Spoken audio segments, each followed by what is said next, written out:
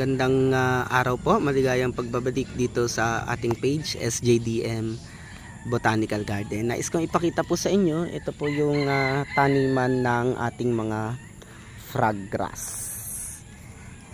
Ayan po, ito po ay isa sa mga sikat na ginagamit na ground cover. Ito pong ating frog grass, no? Usually sa mga landscaping po. At ngayong umaga tayo po ay magpe-prepare po ng frog grass na gagamitin natin sa ating landscape project. Pakikita ko po sa inyo yung proseso nito. Ayan, matapos sukatan po. Ayan, may tali yan. Diyan, ayan yung tali. Sinusukat po yan. Pagkatapos sukatin, yan po ay tatataan. Kagaya po ng ginagawa ni Kuya. Ayun. Sa madaling salita, yan po ay hinihiwa, parang ini-slice yung mga damo. Tinatataan.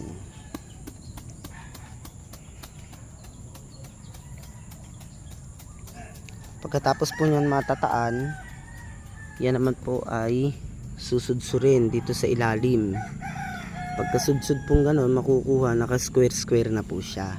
Tapos yun naman po ang ilalatag sa landscape, itatanim po uli para po yun naman ang gagamitin po sa mga landscape. Ayan po, maya maya yan po ay susudsurin na matapos matataan. Ayan. Available po yung ating mga frog grass, bluegrass, bermuda, carabao. Yan po ay available dito sa aming page. Pwede po kayong mag-order. At sa mga hindi pa po naka-like and follow sa ating page, pa-like and follow naman po para updated po kayo sa atin pong mga vlog at sa ating mga live selling. Ayan po, no, napakaganda talaga kapag ka po may damo sa inyo pong garden. Ayan, natatapakan na po natin, pwede pong tapakan yan kasi mga stable po yung frog grass na yan. Sa iba naman pong mga klase ng grass kagaya ng bermuda, yun naman po ay yung isang klase, yung parang carpet. Ito naman kasi maraming mas gusto ng frog grass kasi low maintenance po ito. Ang frog grass po kasi nakayakap siya sa lupa. Ayan o, kung mapapansin po ninyo, nakayakap po yan. Talagang dun sa lupa po nakahapit ang frog grass, kaya maraming may gusto po ng frog grass kasi low maintenance siya. Hindi kagaya po ng carabao grass. Ang carabao grass kasi po tumataas, katagalan yun po ay kailangan yung itrim, o yung iba po ang ginagawa yun ay pinapag-grass cutter. Ganon din yung bermuda grass, tumataas din po yun. Tapos pagka masyadong punong-puno na, ganun din po, hindi rin po masyadong ma-maintenance din siya kasi kailangan siyang i-trim. Tingnan natin po kung meron silang available ditong bermuda. Ayun, meron ditong bermuda, also known as bluegrass. Ayan po, ganyan yung, ito yung bermuda grass. Yan po ang pinagkaiba. Bermuda, ito ay frog. Ayan po, no. Ito yung frog, ito yung bermuda or bluegrass. Ayan po. Pinagkaiba po kasi kapag lumago ang bermuda, tumataas po yan. Ma-maintenance siya, tinitrim, grass cutter. Hindi kagaya ng frog grass, na ang frog grass po ay nakahapit. Ayan, pakipansin yung mabuti. Hapit na hapit po siya, kaya ang frog grass po kahit medyo may kamahalan, mas marami pong nagkakagusto po sa frog grass. At ang frog grass po ay kadalasan namin pong yan po ang kadalasan naming recommended na gamitin po sa mga landscape kasi po low maintenance. Okay, balikan natin yung nagtatata at magsusudsud yan maya maya.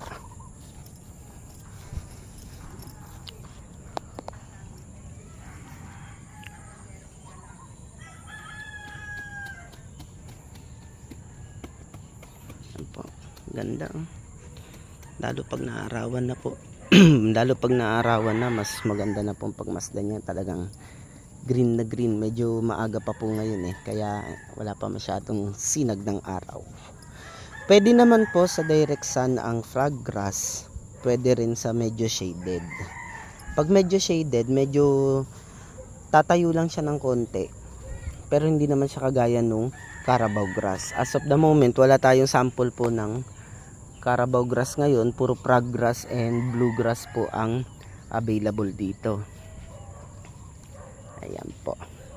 So matapos niyang matata na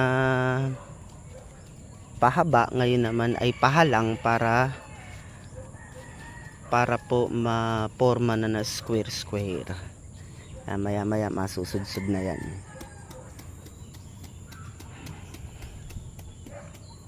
May talim yung pala niya, no, kuya, para pag tinatata niyang ganun eh, mahihiwa na po yung frog grass. Ganyan po proseso dito sa atin sa Bulacan. Tinatata po at sinusudsud ang frog grass. Sa ibang mga lugar naman may nabibili na nakabag, pero bihira po yung mga nakabag. Talagang halos lahat ho dito sa Bulacan ganyan po, nakalatag ho sa malaking lupa, malaking area. Pagkatapos po tinatata saka susudsurin.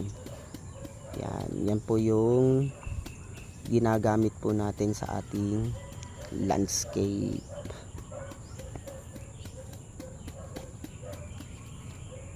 Naka tiles po yan, naka square kapag po binigay sa atin.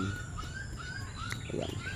Sa pag ano naman po, sa paggamit ng frog grass, kailangan kapag kayo po ay halimbawa umorder po kayo, magdi-DIY kayo na magtanim ng frog grass, kayo mismo po ang gusto ninyo, kayo mismo ang mag-install or magtanim ng frog grass, kailangan po pag umorder kayo ahead of time, para po kasi hindi yan pwedeng ma-stock. At pag halimbawa umorder po kayo, dumating ngayong araw, kailangan ngayong araw itanim nyo na rin para hindi po ma-stress yung damo. Kasi syempre sa packaging po nyan, nakapatong-patong po yan na naka-tiles. So kapag yun ay sa magdamag lang lumipas na nakasiksik po siyang ganun, medyo ma-stress po yan, maninilaw, no? Kaya importante malaman po nating lahat na kapag po kayo umorder ng frog grass, at especially kapag kayo ang i-install, do it yourself, kailangan po matanim nyo po agad. Kasi pag hindi nyo tinanim agad, medyo may stress po ang inyong mga plants. Ayun, nire-ready na yung mga sako, dun po ilalagay pagtapos pong masudsud. Ayun, nire-ready na po ni tatay ang mga sakong paglalagyan ng ating frog grass. Frog grass usually ang aming recommended kasi nga po yun, nabanggit natin kanina, low maintenance. Yung ganito namang mga weeds, di ho maiwasan. Talagang ito po ay nire-remove na manually. Manual ho talaga kasi yung mga ganito, hindi talaga maiwasan po na magkaroon. Kasi ito ay very invasive yung ganitong mga weeds. So kung nagkakaroon kayo sa garden ninyo ng ganyan, manual ho talaga, wala tayong magagawa kundi mag-hire tayo ng hardinero na talaga makakapag-remove ng ganyang mga weeds po. Kadalasan yan ay dala ng hangin kasi pag namulaklak yung ganyang mga damo, pagka panahon ng mahangin po, may mga seeds yan, nag-scatter po yan. Kaya kahit na tinatanggal po natin, may mga pagkakataon talaga na nagkakaroon talaga po ng ganitong mga weeds. Hindi ho maiiwasan kahit saan pa po kayong lugar at kahit anong panahon, nagkakaroon talaga po ng mga ganon. Ayan, magsusudsud na si kuya, mag-uumpisa na. Ayan po. Ayan, ganon.